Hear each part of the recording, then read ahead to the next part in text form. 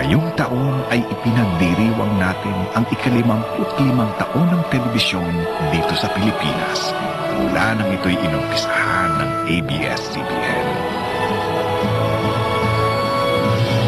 Nagpapasalamat kami sa inyong pagtangkilik.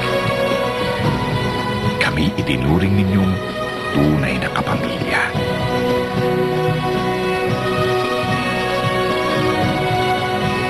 Kasama sa saya.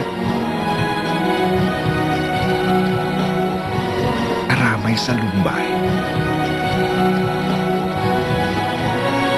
Katuwang sa mga pangarap. Sa patuloy nating paglalakbay, sana ay wala pa rin sa ating makapaghihiwalay. One world, one network, one family.